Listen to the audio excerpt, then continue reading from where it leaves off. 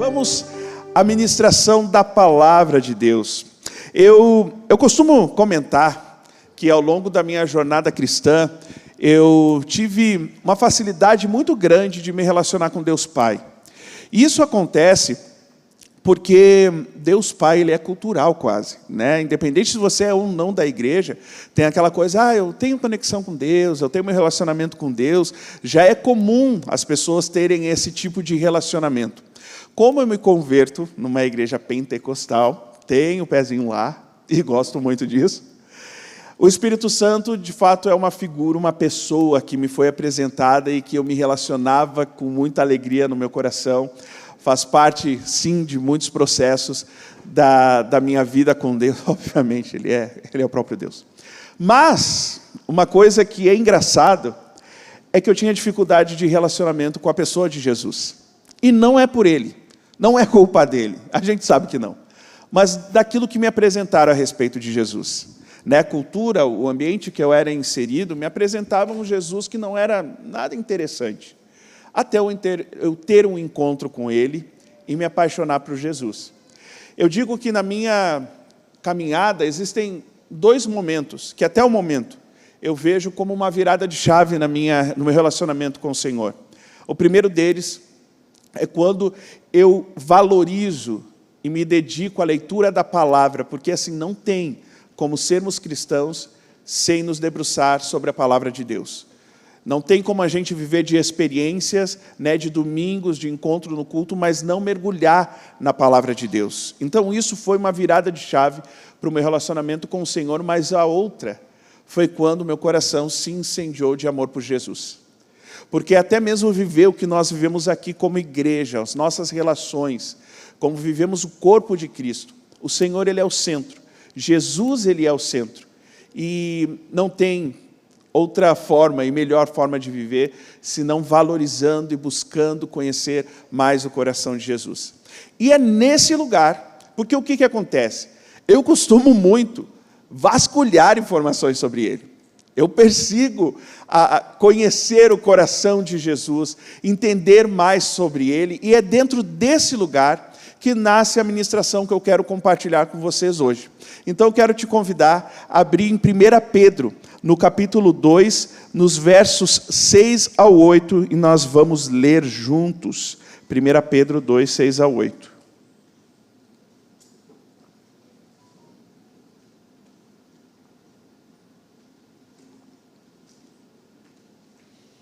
Quem achou diz amém.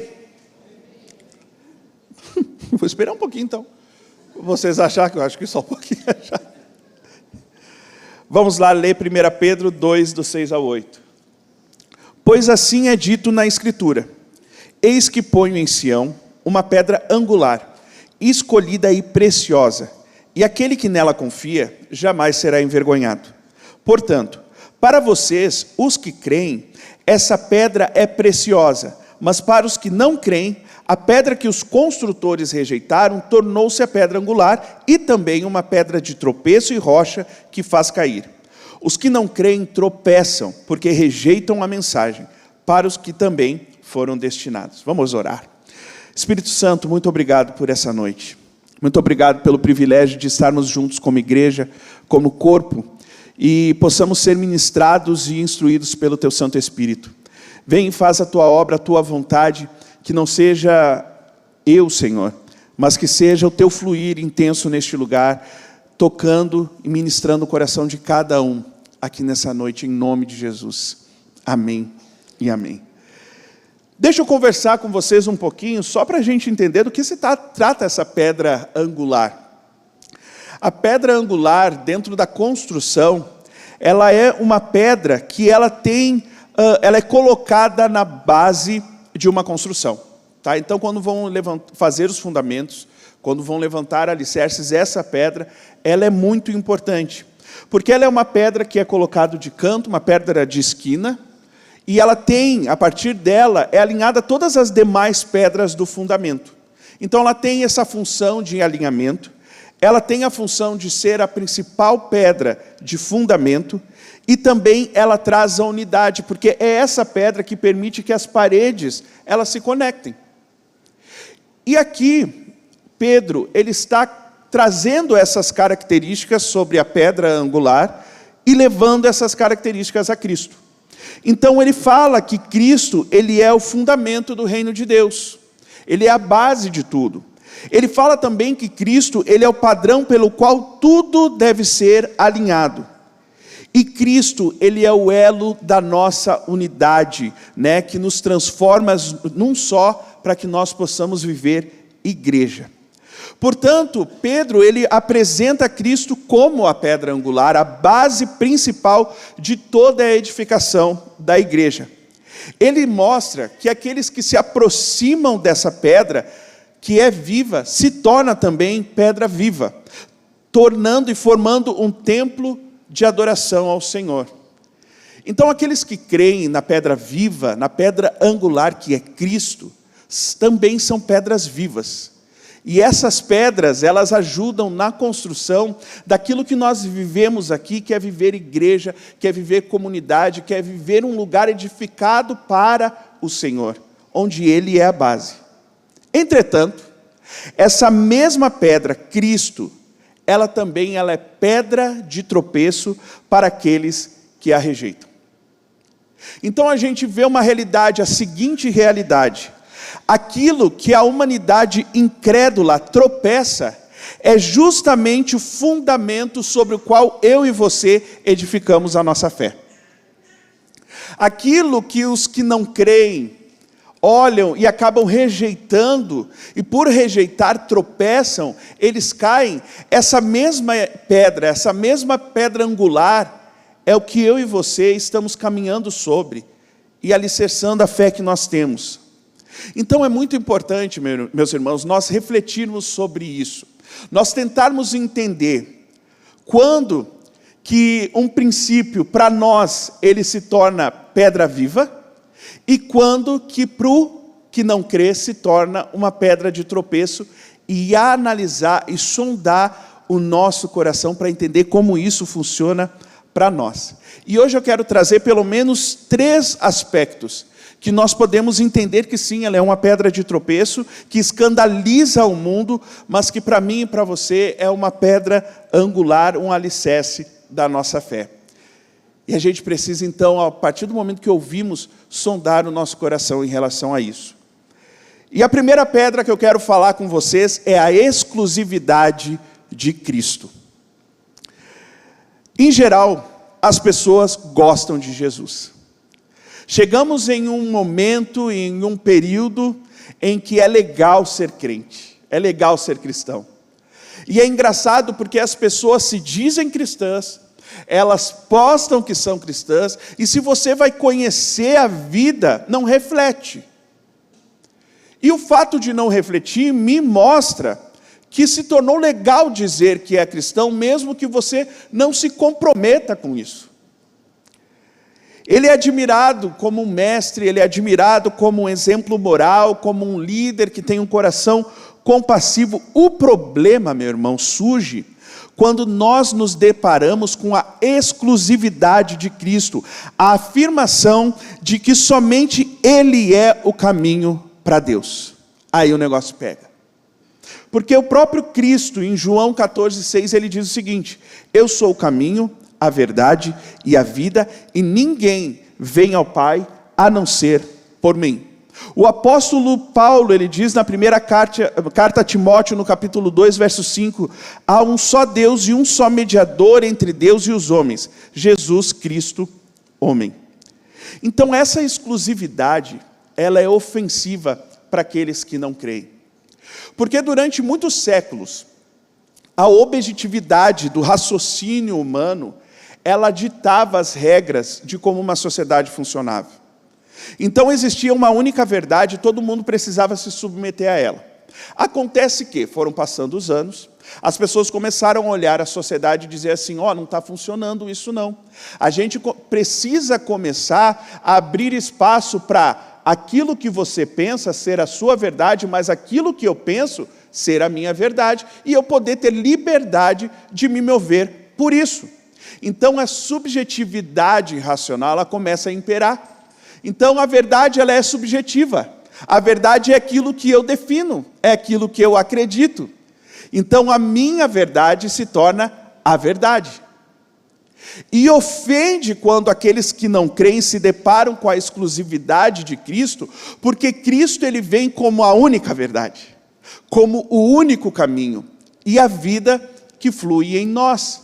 Então, se você quer chegar ao Pai, se você quer se encontrar com o Pai, ter uma revelação de quem Ele é, ninguém vai chegar ao Pai senão por Cristo. Ninguém vai chegar nesse lugar senão por Cristo. E isso ofende, porque eu preciso ter outros lugares para afirmar os meus pés que não seja o próprio Cristo. Então a exclusividade ela é pedra de tropeço para aqueles que não creem, porque eles querem continuar crendo em outros caminhos. Eles querem continuar crendo em outras verdades. Eles querem continuar crendo que a vida pode ser encontrada através de outras pessoas. E a gente alicerçou a nossa fé, crendo que só há um único Deus, um mediador entre Deus e os homens, e Ele é o único caminho, Ele é a única verdade, e Ele é a vida em nós. Mas, Rafão, vou te ser sincero, isso não parece orgulho e soberba da nossa parte? Achar que a gente detém a verdade que vai reger o mundo? Porque é mais ou menos esse conflito que nós temos. Ah, vocês acham os donos da verdade. Cara, eu não sou o dono da verdade. Nós não somos o dono da verdade. Sabe por quê? Porque se nós fôssemos o dono da verdade, a minha verdade, a sua verdade, a verdade do meu irmão, todas elas iam valer. E a gente não ia viver verdade nenhuma.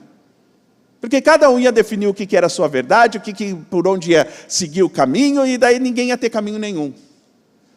Isso tem a ver com a graça que nos alcança e por humildade. Eu e você, nós aqui como igreja, nós nos submetemos à verdade que é de Cristo. Não somos pessoas que carregam com soberba e altivez a nossa verdade. Nós nos humilhamos e reconhecemos que Cristo é a verdade e nós nos submetemos à verdade que é Cristo. E esse lugar é um lugar onde nós firmamos os nossos pés. Mas sabe o que não dá para acontecer? É a gente vir aqui, dizer, Ele é o caminho, a verdade e a vida, e ainda está flertando com outros caminhos. Ah, daí não faz sentido nenhum, não. Aí a gente está meio que perdido, né, no meio desse caminho. E às vezes a gente faz isso.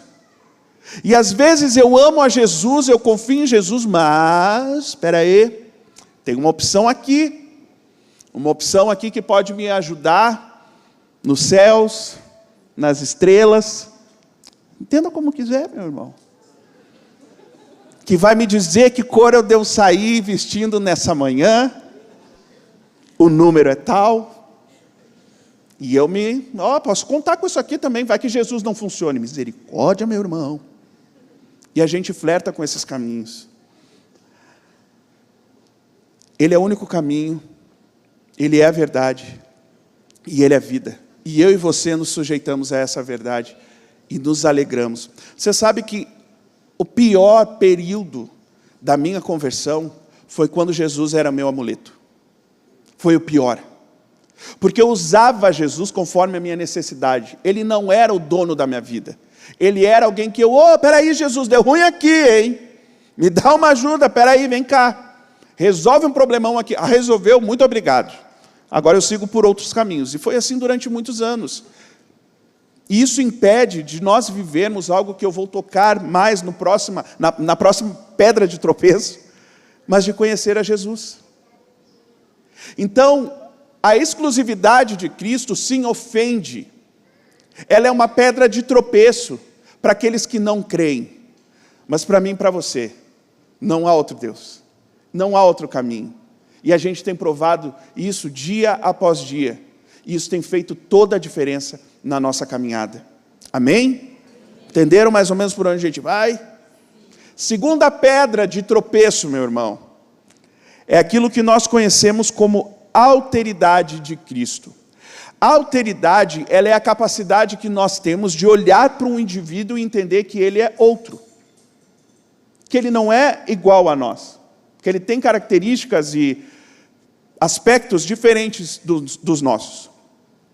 E como eu falei para vocês, Cristo é uma figura que as pessoas têm gostado de falar sobre ele, de dizer que seguem a ele.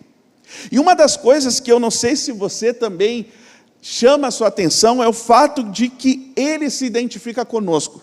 Quando nós falamos sobre o batismo de Jesus, ele não precisava ser batizado, mas ele vai às águas para que toda a justiça se cumpra. Ele quer se identificar conosco. A Escritura diz que ele foi tentado como todos nós, porém ele não teve pecado nenhum. As Escrituras dizem que ele se fez carne e habitou entre nós, assumindo a nossa condição humana, com suas dores, limitações e vulnerabilidade. Essa imagem de um Cristo próximo, compassivo e humano é bela e é profundamente verdade. Isso é uma verdade. Ele se identifica com a gente. Ele se identifica comigo e com você. Ele sabe o que a gente está passando e é tão bom, porque na hora da luta eu digo, ele sabe o que eu estou passando. Ele entende o que eu estou passando. Contudo, essa mesma verdade, ela nos leva a um desafio. Que se por um lado, Jesus ele se identifica conosco, por outro, também ele é totalmente outro. E é aí que entra a alteridade de Cristo. Jesus ele não nasceu um ser humano genérico que se adapta a todos nós. Ele é um homem judeu do primeiro século. E eu sou só homem, não sou nem judeu nem do primeiro século. Então, se eu for achar que Cristo ele é um segmento do Rafão, tem uma característica só desse homem que se assemelha a mim. E você, mulher, já está um passo atrás, porque você não é homem. Não é judia e nem do primeiro século. Ou seja, ele tem um contexto que ele é histórico, um contexto diferente. A sua humanidade ela é real, mas ela é única. E é justamente por isso que ele pode redimir a todos nós. Muitas vezes, meus irmãos, nós tentamos moldar Jesus à nossa própria imagem. E a gente cria um Cristo que reflete os nossos valores, as nossas ideologias e aquilo que a gente prefere de maneira particular. Um Cristo que pensa como nós, que fala como a gente, que age como a gente age. Esse Cristo, ele não é real, mas ele é apenas um espelho das nossas projeções. Ele pensa como eu penso. Cristo, ele é assim, Rafael. Deixa eu te explicar o que é o amor de Cristo. Ele ama assim. Ele ama desse jeito. Ele abre exceções. Ele faz desse jeitinho aqui. Porque eu penso assim. Ele é amor, eu sou amor, ele é amor. Existe uma cultura que ele se manifestou. Aspectos que ele manifestou que são diferentes de nós e ele é outro. E aí começa toda a maravilha de se relacionar com Cristo. Porque mesmo sendo outro, ele amou todos nós. Ele redimiu e alcançou todos nós e ele se identifica com todos nós. Ou seja, o amor que Cristo ele revela a nós é o amor pelo outro. E ele ensina a sua igreja a amar o outro também. Como igreja, eu tenho esse chamado a amar o meu próximo, que é diferente de mim, que é peculiar em relação a mim. E esse amor se revela ao ponto de revelar Cristo. Agora à tarde, não sei se todos sabem, mas hoje é aniversário do nosso amado pastor Anderson Lima. E ele estava aqui no culto da tarde, nós chamamos ele aqui para orar, e uma das coisas que eu falei a respeito dele é que o Anderson ele tem um coração semelhante ao de Jesus. Eu não falei que Jesus tem um coração semelhante ao do Anderson, porque isso não é verdade. Quando nós falamos sobre alguém, é porque nós cremos que Jesus, ele se revelou, ele se manifestou sobre a vida daquela pessoa, ao ponto do coração daquela pessoa ser transformado e ela se parecer com Cristo. Nós nos tornamos, sim, parecidos com Cristo. Mas todos nós somos outros, diferentes uns dos outros. E eu me relaciono com aquele que não é igual a mim. E daí quando eu insisto, meu irmão, que Cristo ele é uma projeção de mim, é que eu não estou querendo amar o outro, eu estou querendo amar a mim próprio. É um amor egoísta. É um amor centralizado em mim. É fácil amar aqueles que são iguais a nós. É fácil amar aquele que é uma projeção de quem eu sou. Cristo nos ensina a amar o outro. E daí, nesse lugar de alteridade de Cristo, nós perdemos a oportunidade, como eu falei, de conhecer quem Ele é. Porque a vida eterna é te conhecer, Jesus. O apóstolo Paulo, ele chega diante na carta aos Filipenses e ele diz assim: eu considero tudo como perda, eu considero aqui tudo como esterco, nada disso tem valor. Sabe por quê? Porque eu descobri um lugar tão especial que é conhecer Cristo, que é conhecer o coração de Cristo. Se eu começo a definir e distorcer quem é Cristo para projetar aquilo que eu quero, eu perco a oportunidade de conhecer o coração de Jesus. E meu irmão, perder esse lugar de conhecer o coração de Cristo é algo que eu e você não podemos nem arriscar viver dentro da igreja. Eu não quero que seja revelado o Rafão aqui. Eu não quero que seja revelada a sua essência, com todas as suas limitações. Eu quero Jesus. Nós cantamos agora, queremos Jesus. E esse é um lugar que nos tira do centro e coloca Jesus no centro. E não só Jesus no centro. Faz eu entender e olhar para o outro, para o meu próximo. E amar o próximo. Na última ministração que eu fiz aqui de manhã, eu comentei sobre isso, que ninguém jamais viu a Deus. Se amamos uns aos outros, Deus permanece em nós e o seu amor é em nós aperfeiçoado. Ou seja, as nossas relações de amor um ao outro revela quem é o Senhor. Porque Ele é assim. Essa é a relação que nós precisamos ter com Ele. E Ele diz, em Mateus 24, então se alguém vos disser, eis-me aqui, ou ali está o Cristo, não acrediteis. Porque surgirão falsos cristos e falsos profetas e farão grandes sinais e prodígios, de tal modo que, se possível fora, enganariam até os escolhidos. Eis que vos preveni, portanto, se vos disserem, eis-lo no deserto, não saiais, eis-lo no interior da casa, não creiais, porque assim como o relâmpago sai do oriente e se mostra até o ocidente, assim será também a vinda do Filho do Homem. Então o aviso de Jesus aqui, ele é claro: não busquem um Cristo que seja apenas uma extensão dos seus próprios desejos. O Cristo verdadeiro, ele nos surpreende, nos confronta e nos convida à conversão. Nós amamos a Cristo porque Ele é diferente de nós, e é nesse amor pelo outro que aprendemos verdadeiramente a amar como um cristão deve amar. Isso para nós, ver Cristo como um outro e se relacionar com esse amor, é a pedra angular onde eu e você firmamos os nossos pés, e ali é alicerçada a nossa fé. Agora, para aqueles que não creem, meu irmão, ele é um lugar de tropeço. Porque aqueles que não creem querem definir Jesus de uma maneira conveniente para eles. E isso tem sido cada vez mais forte. É uma realidade que todos nós acabamos tendo que lidar. Jesus, ele é isso, ele faz dessa forma, ele ama dessa maneira, estendendo e projetando aquilo que a pessoa vê em si. E isso é uma pedra de tropeço para aqueles que não creem. E nós estamos aqui para conhecer Jesus. Nós estamos aqui para firmar os nossos pés na rocha que é Jesus, na pedra angular que é a principal de todo o nosso fundamento. Nós aqui como igreja estamos aqui para conhecer Jesus. Esse é um dos objetivos que temos quando chegamos aqui. Amém? E a terceira pedra de tropeço, e essa até mesmo um pouco engraçada, porque essa é uma história que todos já ouviram, que é a morte de Cristo. Então essa é a terceira pedra e talvez a mais difícil de todas as vezes de lidar, porque o apóstolo Paulo disse que a mensagem da cruz, ela é loucura para os que perecem, mas para nós que somos salvos é poder de Deus. Para aqueles que têm seus pés firmados na pedra viva, na pedra angular, é poder de Deus. Mas para aqueles que não creem, que é uma pedra de tropeço, a cruz é loucura. O mundo, ele se escandaliza com a cruz, e sabe por quê? Porque ela vai destruir todas as ilusões humanas sobre poder, sucesso e mérito.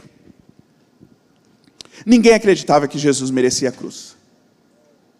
Ninguém diz, cara, ele merecia. Bem feito. Tinha que morrer mesmo na cruz. Ninguém pensa assim. As pessoas não creem dessa forma. As pessoas, elas pensam no poder de uma maneira diferente. Como pode um rei, o rei, coroa de espinhos, sendo humilhado, envergonhado? Cara, como pode a morte, a vergonha que ele passou, ser sucesso? Então, por mais que se fale da morte de Cristo, como uma história muito comum, que todo mundo sabe, que todo mundo conhece detalhes, não nos comportamos da maneira, o que essa história ela revela. Porque estão falando, cara, nós precisamos ter poder, nós precisamos dominar, a gente precisa controlar todas as coisas. E Cristo foi lá e obedeceu até a morte de cruz.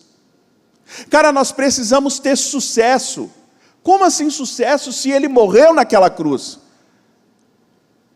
Nós precisamos ter mérito, a gente tem que fazer por merecer. Meu irmão, ele não merecia. A cruz, ela foi injusta, para que eu e você pudéssemos ser justos diante de Deus. É assim que as coisas funcionam, e nós vivemos em uma cultura que nós valorizamos o quê? O desempenho, a aparência, o acúmulo e o triunfo. O sofrimento, ele é visto como fracasso, a fraqueza, ela é vista como vergonha, e a morte, ela é vista como derrota. Mas o Evangelho, ele nos diz que Deus escolheu se revelar exatamente nesse lugar de aparente fracasso, na cruz. Essa foi a escolha de Cristo.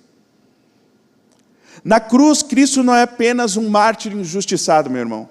Ele é o Cordeiro de Deus que tira o pecado do mundo. E aí, firmamos os nossos pés na rocha que é Jesus. Na pedra viva, na pedra angular. Ele não morreu na cruz para mostrar sucesso ou deixar de mostrar sucesso. Ele morre na cruz para tirar os pecados do mundo. E eu e você precisamos disso. Ele é o Deus que, para nos salvar, ele se esvaziou, assumindo a forma de servo e tornando-se obediente até a morte, e morte de cruz. Então, meu irmão, a cruz, ela confronta o coração humano, porque ela obriga a reconhecer que não podemos nos salvar sozinhos. Ela nos obriga a entender que todo orgulho cai por terra diante de um Cristo crucificado. A cruz revela a gravidade do pecado e ao mesmo tempo a profundidade do amor de Deus. A morte da cruz, meu irmão, ela é o ponto onde todas as expectativas humanas, elas se invertem. O rei é coroado com espinho. O justo é condenado como criminoso. E o autor da vida é morto. Ela inverte todas as expectativas. E é exatamente aí que o plano de Deus se cumpre, porque a morte, ela não tem a última palavra. Na cruz, eu e você, nós aprendemos que a glória de Deus não está em sua força bruta, mas em seu amor que se entrega. Jesus vence não matando, mas morrendo.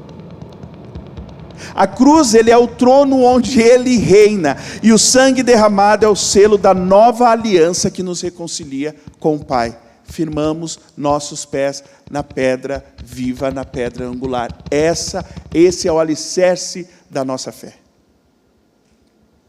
Viver diferente disso, buscando qualquer outro tipo de holofotes, reconhecimentos, não condiz com a obra de Cristo na cruz.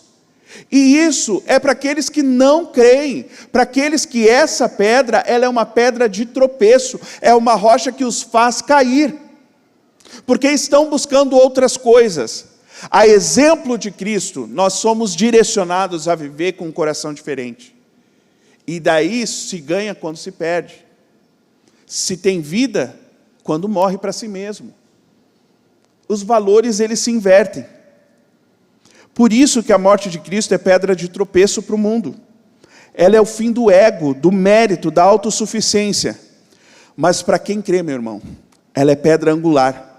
Ela é fundamento de uma nova vida construída não sobre o orgulho, mas sobre a graça de Cristo.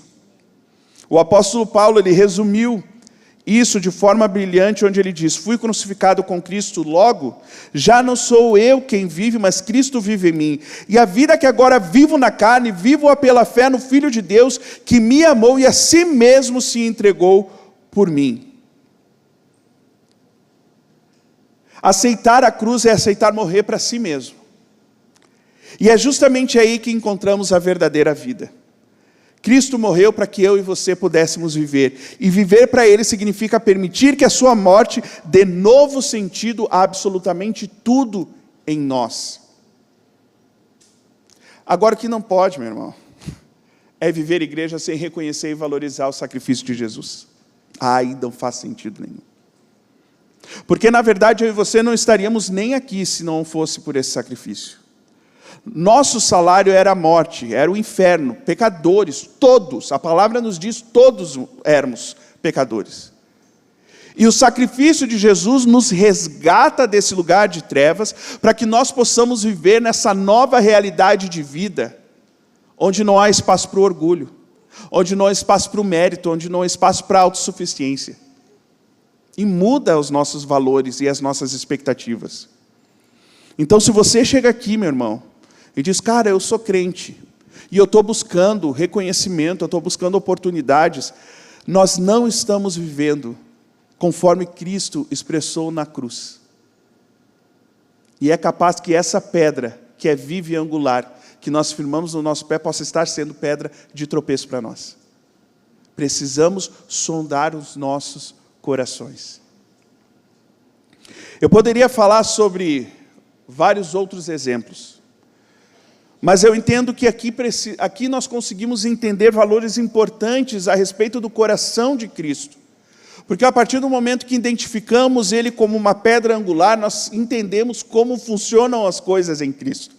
E nós não definimos. E se por algum motivo nós estamos nos confrontando e tropeçando nessas pedras, é o momento de olharmos para o nosso coração e realinharmos os princípios dentro do nosso coração. Porque Ele é o único Deus. Ele é outro, e na sua alteridade Ele nos ensina a amar o próximo. E a morte de cruz, ela nos revela uma essência de humildade, de entrega, de obediência. E nós devemos revelar isso em meio à igreja. Eis que põe uma pedra em Sião, uma pedra angular, escolhida e preciosa, e aquele que nela confia jamais será envergonhado. Meus irmãos, que a nossa vida seja edificada sobre essa pedra, firme, eterna e viva, que é Cristo Jesus, nosso Senhor. Amém? Meus irmãos, o que eu quero sugerir para a gente nessa noite? Revelar Cristo passa muito por contemplar quem Ele é. E nós não podemos perder a oportunidade de conhecer o coração dEle. E aqui a gente está reunido como igreja, buscando olhar para o Senhor e firmar os nossos pés na pedra angular, na pedra viva que é Jesus. E eu quero te convidar nessa noite, num ambiente de adoração, a buscar revelação de Cristo, conhecer o coração de Cristo, para que cada vez mais aspectos dele se tornem pedra viva, pedra angular na nossa caminhada de fé. Que nós não venhamos distorcer quem é Jesus, de acordo com as nossas projeções, mas conhecer de fato o seu coração. Eu acho que esse é um momento muito especial para que a gente possa fazer isso, amém? Então eu gostaria de chamar a equipe de louvor para estar aqui em cima e te convidar a se colocar de pé, amém?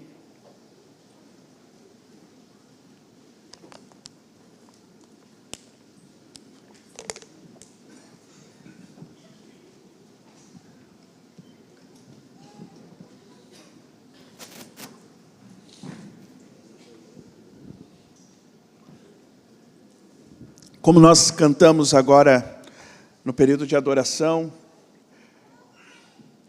é lindo, meu irmão, saber sobre Jesus, mas nós queremos experimentar e viver essa glória manifesta. E é isso que eu creio que o Espírito Santo está propondo nessa noite. Eu e você, meu irmão, nós precisamos nos encontrar com a revelação de Jesus plena e real. Não só uma ideia, não só um ensinamento, mas uma manifestação de Cristo. Porque quando nós o contemplamos, nós nos constrangemos, não é mesmo? Como é que pode nos amar tanto? Quando nós o contemplamos, nós somos transformados pela presença dele. E ao sermos transformados pela presença de Jesus, nós revelamos quem ele é e não quem nós somos. E onde eu contemplo, e onde que eu sou transformado, e onde ele se revela? Nesse lugar de intimidade. Nós como igreja, nós precisamos começar a clamar pela revelação real e poderosa da glória de Deus. Nós queremos e ansiamos por isso, meu irmão. O que vimos e ouvimos, o que tocamos, isso nós testemunhamos. Para que tenham comunhão conosco, e nós temos comunhão com o Pai e com Cristo. Sejamos testemunhas de Jesus, porque nós vimos e ouvimos. E a palavra de Deus diz: felizes são aqueles que creram e não viram. Então eu e você, nós não estamos aquém, nem em desvantagem daqueles que viram. Porque hoje eu creio que o Espírito Santo vem revelar o coração de Cristo nesse lugar. Nós temos a oportunidade de conhecer, amém? Nós desejamos por isso nesse lugar. E é um ambiente de adoração, onde nós elevamos o nome de Jesus e ele vem e se revela a nós.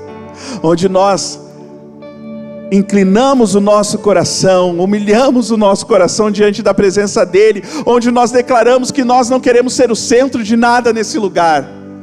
Nós queremos exaltar Cristo. E daí nós somos quebrantados. Nosso coração é quebrantado diante da presença do Senhor. E ali nós reconhecemos os nossos erros, nossas falhas, os nossos fracassos, os nossos pecados. E a gente sente um amor tão grande, tão poderoso. Como? É o amor de Jesus que daí vem e nos transforma. Vamos percorrer esse caminho? Ele é o caminho, ele é a verdade, ele é a vida. Com toda a sua força, meu irmão, nós vamos adorar agora. Com seus olhos em Jesus, clamando súplicas, declarando que ele é o Senhor e que você deseja encontrá-lo. Nós como igreja precisamos voltar a exercitar isso. Não queremos entrar e sair desse lugar simplesmente participando de um culto de boa estrutura. Mas eu quero entrar nesse lugar e eu ter um encontro com Jesus que me confronta e que me transforma. Contemplar a presença do Senhor. Se você deseja, meu irmão, isso, vamos juntos levantar um trono de adoração a Ele, glorificar ao Senhor. Espírito Santo, que a tua presença venha nesse lugar, rompendo os céus, invadindo esse lugar com a glória do Senhor. Nós queremos e desejamos. Nós queremos e desejamos a tua presença. Que não sejam mais instruções, ideias, ensinamentos, mas que possamos viver a presença do Senhor manifesta sensorialmente em nosso corpo. Que as nossas emoções sejam encontradas pelo Senhor. E que o nosso espírito seja vivificado na presença do Rei dos Reis, do Senhor dos Senhores, o único Deus, o único mediador entre Deus e os homens, o caminho, a verdade e a vida. Amém. Aleluia. Vamos adorar o Senhor com toda a nossa força. Aleluia.